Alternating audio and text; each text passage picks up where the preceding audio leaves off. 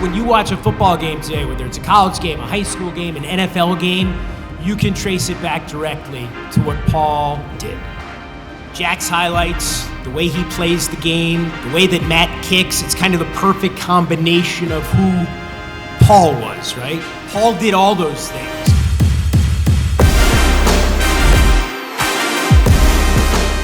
When you think about Paul Hornung's legacy, when a star quarterback at Notre Dame could go on to the NFL and become one of the great halfbacks of all time, and as I said before, of course, a fine place kicker, this award really matters, right? We're in an age of specialization, an increasing focus on doing one thing well instead of versatility, and versatility is so important. Those of us that are in business, and on teams, in leadership, you need leaders with influence that impact a locker room, impact those around them.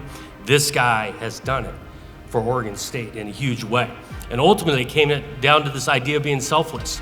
Because not every kid that comes out that's a big time quarterback out of high school will come over and say, you know what, I can help this team the most by doing multiple things, being versatile on the field, and our players bought into that. So it's my privilege to introduce the 2022 Paul Hornung Award winner from Oregon State, Jack Colletto.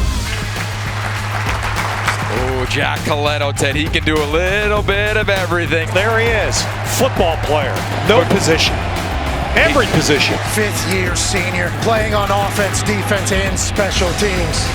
The Jack Hammer, Jack Colletto. What Paul Hornung was about is definitely resonated with me, and that's why it's such an honor to win this award, just because Paul Hornung was the type of person where he just wanted to help contribute and help the team win.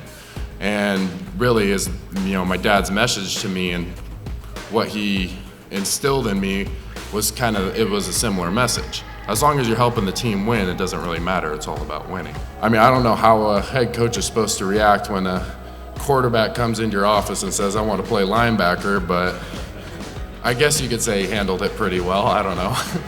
And it kind of really just blew up into this thing where, I started doing more defense and I started doing more offense, and the coaches started arguing each other about where I'd go during practice. And I'm not complaining about it, but you want to be stubborn with the vision, but flexible in the process. You never know where life's going to take you, and it may not necessarily be exactly where you want to be, but sometimes you go where you need to go.